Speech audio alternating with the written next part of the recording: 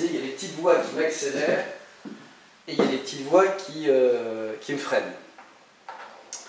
Et à l'intérieur de nos têtes, on peut avoir donc une notion ici de feu rouge, quand on a une décision à prendre, qu'on peut appeler l'interdit, du style tiens, je m'en vais à Boston, ça va être vachement bien, ah bah non, c'est pas le moment, dans sa tête, hein. Ou au contraire de se dire c'est j'y vais, feu vert, permission, d'accord? Et très souvent, il va y avoir des ambivalences entre interdit et permission, donc un feu vert, un feu rouge, et entre les deux, on ne va pas avoir un feu orange, mais un feu bleu, qu'on va appeler objectivité.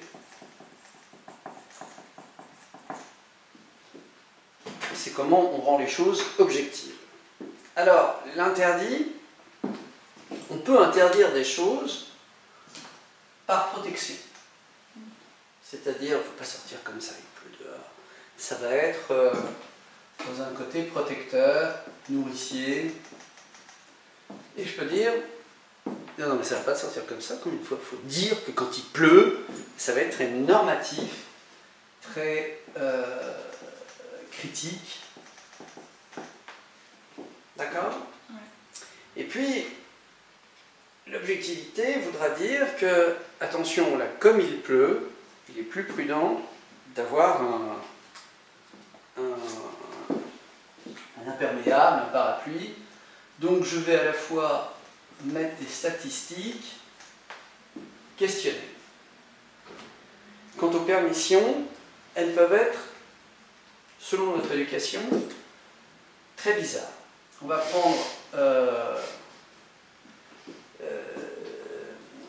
prendre le cas d'un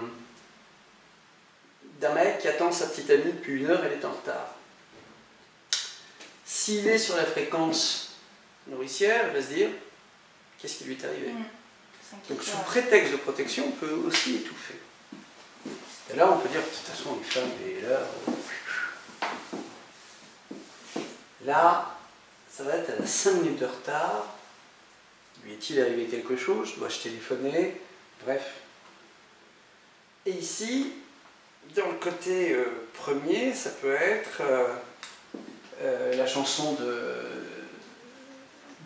Jacques Brel, Ce soir j'attends Madeleine.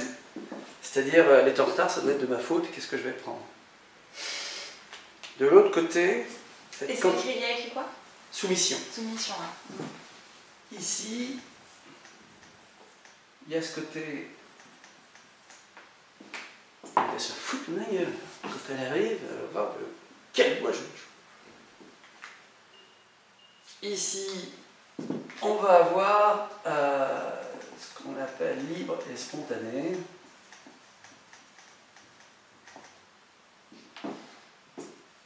C'est marrant, il est en retard, je sais pas.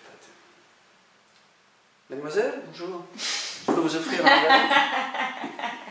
Et puis le côté, il est minuit, elle est en avance, le côté complètement fou. Ce qui veut dire que là, on a tout le côté aussi créatif. Ici, on va avoir tout le code moral. Il faut qu'on aide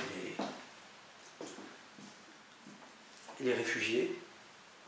Mais on peut dire, on les aide, mais il faut qu'ils aient tel ou tel comportement. Et puis là, bien sûr, on va y revenir, c'est le côté objectif. Bon, alors, on peut voir que dans cette créativité, la soumission, elle est liée à notre histoire, mais très souvent, les pénalistes, ils sont là. Ils sont dans un côté, oui, mais ils sont dans un côté opposant. Un pénaliste, par exemple, les médecins, qui sont beaucoup plus ici, vont être à l'heure si je leur fixe un rendez-vous. Je me souviens au moment de la refonte, là-bas c'était à Bastille, entre les conseils juridiques de souche et les avocats, un avocat, je lui donne rendez-vous le lendemain à 9 h, il n'est pas là à 9 h. Il a fait tout ce qu'il peut pour être là à 9 h, parce qu'il l'a fait le 15 août à 9 h, traverser Saint-Cloud, Bastille. D'accord. Il n'y a pas les voies sur berge, c'est un fourreau. Mais il va reproduire l'exploit le 10 décembre. Et dès qu'il y a un feu rouge, il y a une parano. Il va y avoir de la parano. Ça va, toute cette notion de rebelle. Et donc, la difficulté, ça va être de repérer dans quel état l'autre est et d'essayer de dialoguer avec. Alors, dans les discussions, il serait dans quel état? Si on relève... Rebelle et fou. Alors, oui, parce que cette partie de créativité, donc les deux, si on les transforme, hein, ça c'est vraiment intrinsèque, c'est soit manipulateur, ça peut être manipulateur. Manipulateur. Tout, pervers, manipulateur. Mais dans une créativité qui va lui permettre, en pénaliste, d'aller chercher aussi le truc un peu pourri. Ça va? Bien. Donc ça, c'était la théorie sur les états.